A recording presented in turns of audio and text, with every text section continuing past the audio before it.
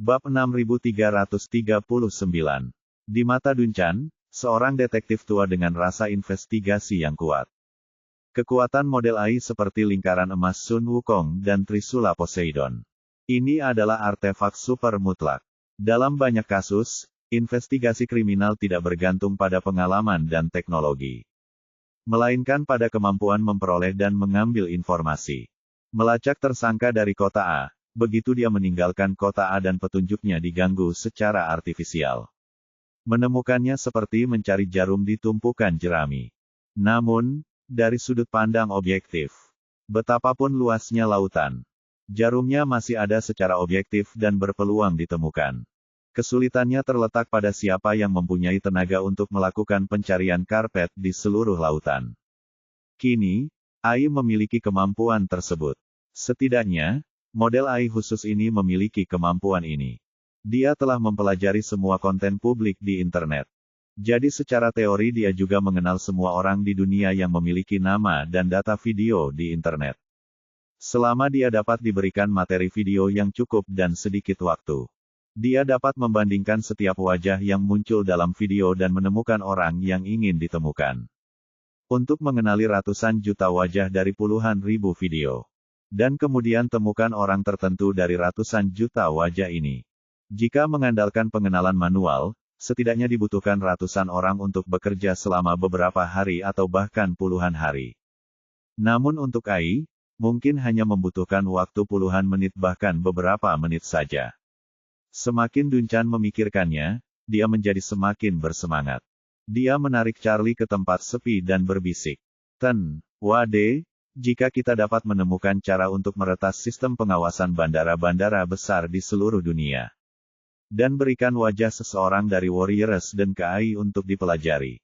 Kemudian di masa depan, kapanpun orang tersebut naik pesawat untuk bepergian, kami akan dapat melihat semua keberadaannya untuk pertama kalinya. Charlie bertanya kepadanya, apakah mungkin untuk meretas pengawasan bandara? Dunchan berpikir sejenak dan berkata, itu tergantung pada kemampuan perlindungan informasi negara atau bandara. Pengawasan bandara di negara-negara kecil di dunia ketiga seharusnya mudah diretas. Tetapi hal ini seharusnya tidak mudah dilakukan di negara-negara maju. Terutama mereka yang industri internetnya sudah maju. Kemudian, Dunchan berkata, tetapi menurut saya itu tidak mustahil. Charlie bertanya kepadanya, apakah Inspektur Lee punya ide bagus? Dunchan berkata, peretas Rusia selalu sangat kuat. Kita bisa mencoba menemukan mereka untuk meretas pengawasan di berbagai tempat. Jika kita tidak bisa meretasnya, kita bisa mengambilnya sendiri. Kumpulkan sendiri. Charlie bertanya kepadanya, maksudmu, kami pergi ke bandara untuk menyiapkan peralatan pengawasan sendiri? Atau mengatur agar orang pergi ke bandara untuk mengambil data? Dunchan menggelengkan kepalanya dan berkata dengan suara rendah. Gunakan data besar UGC. Charlie bingung, UGC. Apa artinya? Dunchan menjelaskan, ini adalah konten buatan pengguna. Misalnya, platform video pendek Anda, ratusan juta pengguna akan memposting konten mereka sendiri di dalamnya. Dan bahkan melakukan siaran langsung di platform. Data yang mereka hasilkan adalah UGC. Coba pikirkan, bandara atau stasiun kereta manapun di dunia dengan arus orang yang sedikit lebih banyak akan ada orang yang mengambil foto dan video di sini. Mereka akan mengunggah foto dan video pendek ini ke platform sosial. Dan semua data ini akan menjadi data publik. Setiap bandara besar memiliki ribuan atau puluhan ribu orang di bandara pada saat yang bersamaan. Dan orang-orang ini akan menggunakan ponsel untuk melakukan cross-shoot satu sama lain dan kemudian mengunggahnya ke platform sosial. Selama orang yang ingin kita temukan muncul di bandara, ada kemungkinan besar dia tidak bisa lepas dari kamera penumpang lain di bandara. Charlie mengangguk dan berkata setuju. Apa yang dikatakan Inspektur Lee masuk akal. Tetapi saya selalu merasa bahwa jaringan saluran ini masih agak besar. Mungkin 80% hingga 90% orang di bandara akan difoto oleh orang lain. Tetapi apakah video tersebut akan diunggah ke platform sosial masih belum diketahui.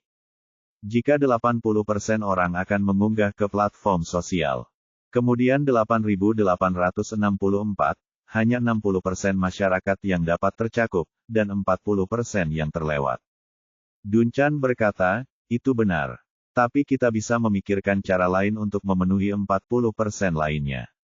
Saat ini, Maria muncul di samping mereka berdua dan berbisik. Saudara Charlie, bisakah kita mengakuisisi perusahaan mesin penjual otomatis di berbagai negara di seluruh dunia? Mesin penjual. Charlie mengerutkan kening dan bertanya tanpa sadar. Katie, apa yang ingin kamu katakan? Maria berkata, setiap bandara di dunia memiliki mesin penjual otomatis. Dan bandara-bandara besar punya lusinan bandara. Dari minuman, makanan ringan, hingga masker, penutup mata, dan penutup telinga. Hampir semuanya tersedia. Seandainya saya adalah perusahaan yang bergerak dalam bisnis penjual otomatis. Apapun yang saya jual, saya akan memasang peralatan pemantauan di terminal penjual otomatis saya untuk alasan keamanan guna memastikan keamanan mesin penjual otomatis saya. Jika ada masalah, penyebabnya dapat diketahui tepat waktu. Data perangkat pemantauan ini harus diunggah ke server saya sendiri secara real-time. Selama kami memiliki cukup banyak perusahaan penjual otomatis, itu berarti kami memiliki peralatan pemantauan sendiri di bandara-bandara di seluruh dunia. Apalagi vending machine umumnya berada di jalur yang harus dilalui penumpang. Yang setara dengan pos penjagaan kami di posisi tenggorokan masing-masing bandara. Jenius. Bab 6340. Dunchan berseru dengan penuh semangat dan kemudian mencoba merendahkan suaranya dan berkata, ide ini bagus. Ini seperti kuda Troya yang menyusup ke bandara-bandara besar. Yang bisa mengintai dan memantau secara diam-diam 24 jam sehari. Kami menjalankan bisnis perusahaan secara normal. Tapi buka saja antarmuka data tersembunyi di server. Sehingga model AI dapat menangkap video pengawasan di server melalui antarmuka tersembunyi secara real-time. Dan semuanya terkendali. Jika bisnis mesin penjual otomatis berkembang dengan baik. Jalanan dan gang di kota-kota besar bahkan mungkin tertutupi oleh kami. Pada saat itu, kami akan memiliki Skynet kami sendiri. Didistribusikan di jalanan dan gang di seluruh dunia. Charlie mau tidak mau mengacungkan jempol dan memuji Maria. Ide ini bagus, bagaimana kamu bisa memunculkannya? Maria tersenyum dan berkata, baru saja Anda mengatakan bahwa Anda ingin meretas video pengawasan bandara-bandara besar. Saya pikir ini jelas tidak realistis karena ada begitu banyak bandara di dunia. Bahkan jika kami dapat meretas semuanya, kami tidak tahu berapa lama waktu yang dibutuhkan untuk mengoperasikannya satu persatu. Terlebih lagi, di balik semua sistem komersial, terdapat penyedia layanan yang sangat kuat yang terus meningkatkan dan mengoptimalkan. Merupakan tugas utama mereka untuk terus menemukan dan mengisi celah. Kemungkinan besar bandara yang kami retas bulan lalu akan tiba-tiba ditutup celahnya setelah dilakukan peningkatan suatu hari nanti. Dengan cara ini, sulit bagi kami untuk mencapai pemantauan yang komprehensif. Berbicara mengenai hal ini, Maria melanjutkan, meskipun UGC yang disebutkan Inspektur Lee sangat berguna. Inisiatif ini bukan di tangan kami. Ada terlalu banyak faktor yang tidak dapat dikendalikan, jadi menurut saya akan lebih dapat diandalkan jika kita membangun seperangkat sistem pemantauan kita sendiri. Tetapi bandara adalah tempat umum dengan keamanan yang sangat tinggi. Kemungkinan memasang kamera pengintai secara terbuka sangat kecil. Jadi kita bisa menggunakan mode kamuflase ini dan metode yang paling tidak mencolok untuk memasang kamera pengintai di bandara. Jadi untuk ini, mesin penjual otomatis adalah solusi terbaik yang bisa saya pikirkan. Charlie mengangguk dan berkata, rencana ini sangat mungkin dilakukan. Dan tingkat kamuflasenya sangat tinggi. Saya telah hidup selama hampir 30 tahun.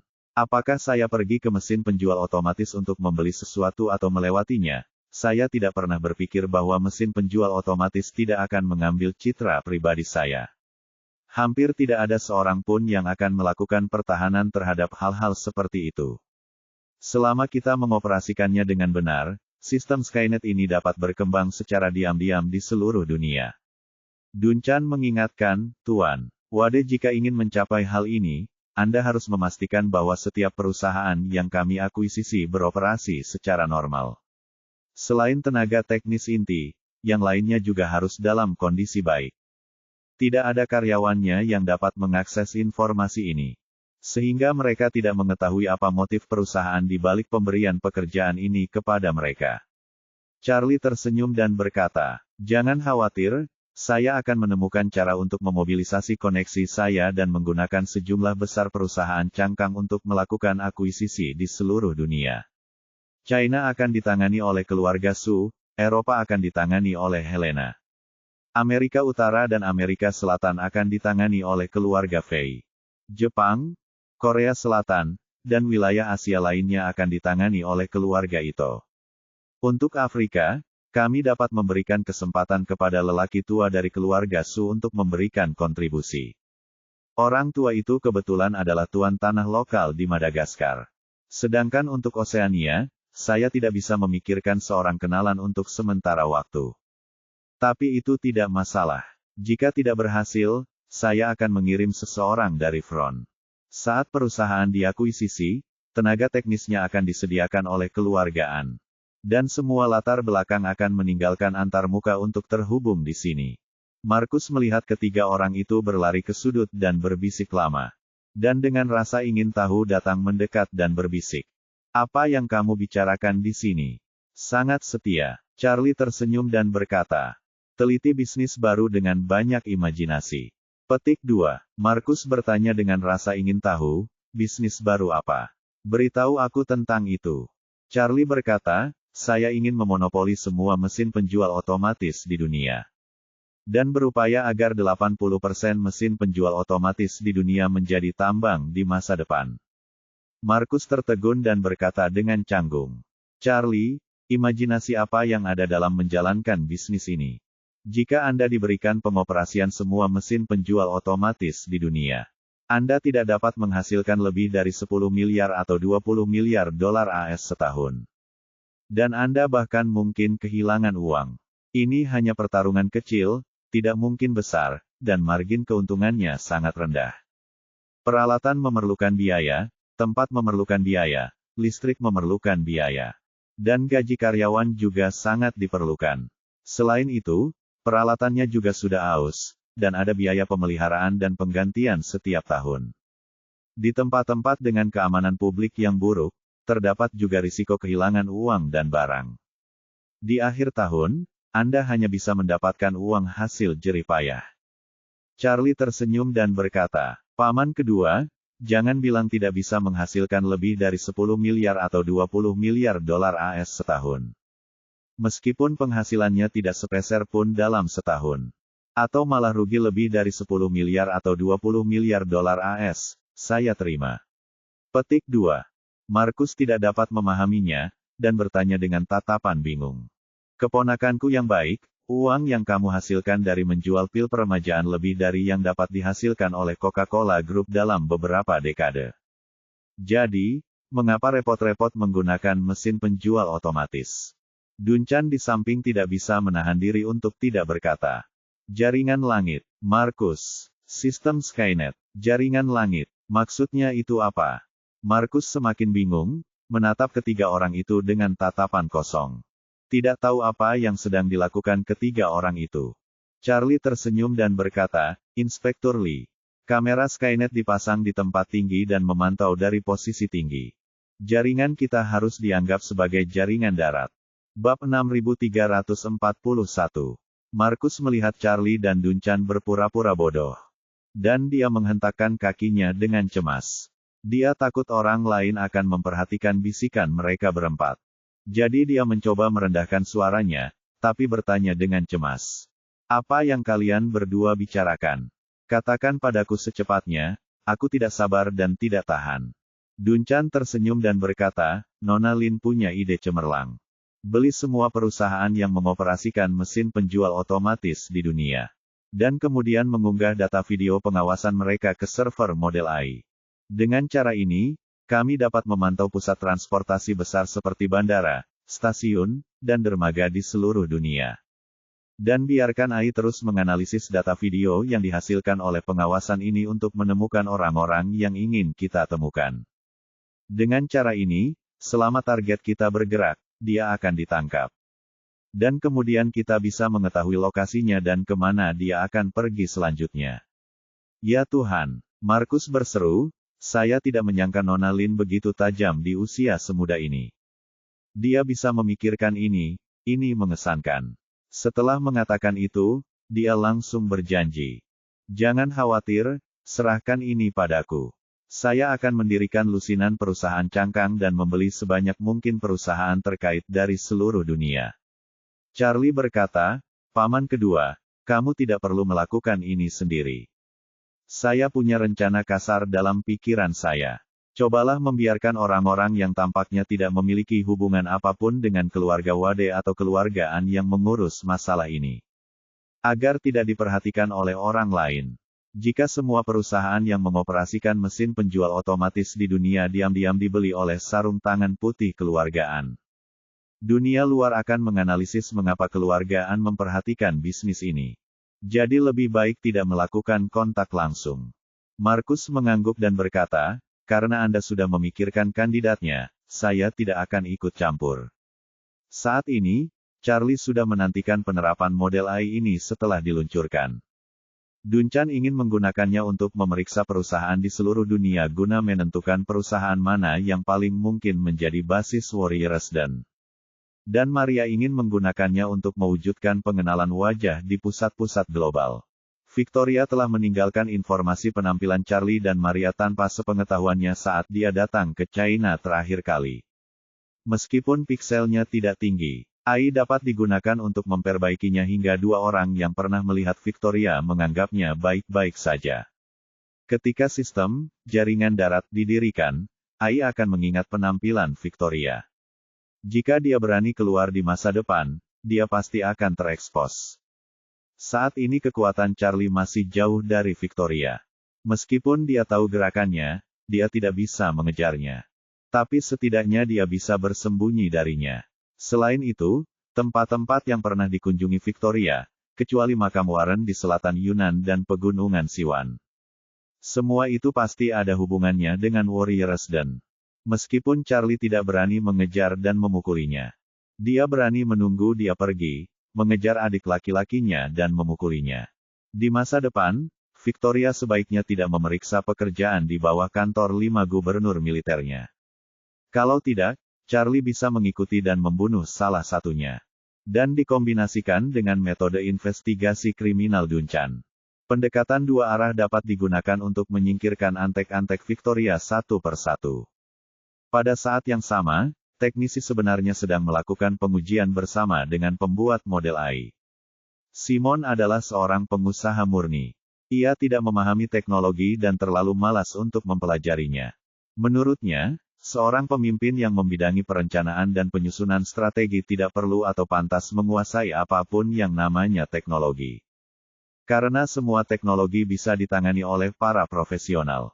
Yang perlu dia kuasai adalah bagaimana mengidentifikasi situasi. Temukan peluang, rumuskan strategi, dan kendalikan situasi secara keseluruhan. Jadi, dia mendatangi Helena dan tersenyum datar. Yang mulia, lingkungan di sini berisik dan suhunya relatif tinggi. Menurutku, kenapa kita tidak pergi ke gedung kantor untuk beristirahat? Saya juga memiliki sesuatu untuk didiskusikan dengan Yang Mulia secara detail. Helena tahu apa yang dipikirkan Simon. Semua pikirannya tertuju pada ramuan itu. Sekarang pusat data besar dan model AI telah diserahkan. Dia pasti berpikir untuk mendapatkan obat mujarab secepat mungkin.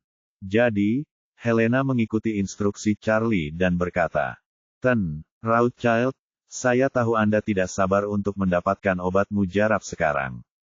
Tetapi saya harus mengingatkan Anda bahwa obat mujarab hanya akan tersedia untuk dibeli setelah model AI dikirimkan. Sekarang kedua tim tinggal melakukan serah terima. Setelah serah terima, teknisi kami akan melakukan uji coba dan memeriksa berbagai celah dan pintu belakang untuk mencegah Anda melakukan kesalahan. Bab 6342. Kemudian Helena melanjutkan, tentu saja, Tuan Rothschild. Tolong jangan salah paham. Saya tidak meragukan karakter dan etika bisnis Anda. Tetapi ini adalah masalah yang sangat penting. Kami harus yakin 100% tidak ada masalah sebelum kami benar-benar dapat menyelesaikan transaksi ini. Jadi aku harus merepotkanmu untuk lebih bersabar. Setelah semuanya dikonfirmasi, Anda akan mendapatkan apa yang Anda inginkan. Selama masa penantian ini, mohon tenang dan hargai adat istiadat serta pemandangan alam di sini. Ketika Simon mendengar ini, dia tahu bahwa dia pasti akan tinggal di Eropa Utara selama beberapa hari. Jadi dia hanya bisa tersenyum dan berkata, "Nyonya, yang mulia benar. Kalau begitu, saya akan menunggu dengan sabar di Eropa Utara. Yang mulia bisa memanggil saya kapan saja." Helena mengangguk dan berkata, "Tuan, Rothschild datang dari jauh. Saya sudah menyiapkan jamuan makan di istana hari ini. Rothschild, jika Anda punya waktu di malam hari, silakan datang ke istana untuk jamuan makan." Simon langsung senang saat mendengar Helena mengundangnya ke istana untuk jamuan makan. Di masa lalu, dia benar-benar meremehkan Helena, seorang bangsawan yang putus asa. Tapi sekarang berbeda. Helena adalah orang tua angkatnya. Wajar jika ia merasa terhormat diundang makan malam oleh orang tua angkatnya. Jadi dia berkata tanpa ragu-ragu, "Terima kasih atas undangan dari Yang Mulia Ratu. Saya pasti akan pergi ke istana tepat waktu untuk jamuan makan." Helena mengangguk sedikit dan bertanya padanya, "Ngomong-ngomong, Tuan Rothschild, apakah kali ini Anda membawa keluarga Anda ke Eropa Utara? Jika demikian, silakan undang mereka untuk datang juga." Simon ragu-ragu sejenak. Kali ini dia datang ke Eropa Utara bersama putra sulungnya Steve. Ini bukan inisiatif Steve, tapi permintaannya. Semakin tua usianya, Simon semakin takut ditinggalkan oleh teman dan kerabatnya. Apalagi dikhianati oleh anaknya sendiri. Pengalaman dan pelajaran sebelumnya dari keluarga Fei ada di sana. Orang tua itu pergi ke luar negeri dan meninggalkan ahli warisnya di pedesaan, yang hanya memberikan kesempatan kepada pewaris untuk merebut kekuasaan. Jadi dia tidak berani meninggalkan Steve sendirian di Amerika. Jika Steve menyuap orang lain di belakang punggungnya dan menemukan peluang yang tepat untuk melemahkannya, dia mungkin tidak bisa kembali. Dia membawa Steve bersamanya kali ini, dengan dalih agar lebih praktis dengan bantuannya. Namun nyatanya, dia ingin membawanya berkeliling untuk menghindari ngengat. Kebetulan Steve juga ingin datang dan melihat seperti apa kerja sama Charlie dengan ayahnya yang dulu. Hal itu membuat orang tua itu begitu terobsesi. Dia menduga lelaki tua itu melakukan ini demi ramuan ajaib Charlie. Jadi dia berpikir jika lelaki tua itu benar-benar mendapatkan ramuan kali ini di Eropa Utara, lalu meskipun dia tidak bisa mengendalikan apapun, dia harus memanfaatkan kesempatan ini untuk menemukan kepahitan dan keluhan Charlie. Saat Simon pertama kali mendengar ajakan Helena, dia berencana pergi ke istana untuk jamuan makan sendirian. Namun ketika dia mendengar bahwa Helena juga akan mengajak keluarganya, dia tidak tahu apakah dia harus membawa Steve bersamanya. Jika dia membawanya bersamanya jika dia tahu bahwa dia akan hidup beberapa tahun lagi, dan akan menunda hari di mana dia akan mewarisi keluarga, pasti akan ada rasa malu antara ayah dan anak. Dan begitu dia mengungkapkan niatnya tersebut, putranya akan mendapat pesan. Artinya, dia pasti akan berusaha segala cara untuk memperpanjang umurnya, yang akan membuat putranya semakin putus asa. Tetapi jika dia tidak membawanya, jika Helena mengetahui kalau putranya juga datang ke Eropa Utara, dia pasti akan berpikir bahwa dia tidak jujur. Setelah memikirkannya, dia dengan ragu-ragu berkata kepada Helena, "Yang mulia, putra sulung saya juga akan datang ke sini kali ini. Saya akan membawanya ke istana untuk jamuan makan malam. Tetapi yang mulia, karena penerimaan model AI masih memerlukan waktu, bisakah kita tidak menyebutkan masalah ramuan pada jamuan makan malam ini?" "Tidak masalah." Helena langsung menyetujuinya dan berkata sambil tersenyum. "Akan lebih baik jika mulai sekarang, hingga penerimaannya selesai, tak satu pun dari kita akan membicarakan soal ramuan itu. Sejujurnya, Tuan Rothschild, Anda tidak ingin saya menyebutkannya di jamuan makan. Dan saya tidak ingin menyebutkannya kapanpun sebelum pengiriman." Simon tahu Helena mengatakan ini karena menurutnya dia terlalu sering bertanya. Jadi dia segera berkata, "Yang mulia, tolong yakinlah bahwa saya tidak akan pernah menyebutkan apapun yang berhubungan dengan ramuan itu sebelum penerimaannya selesai."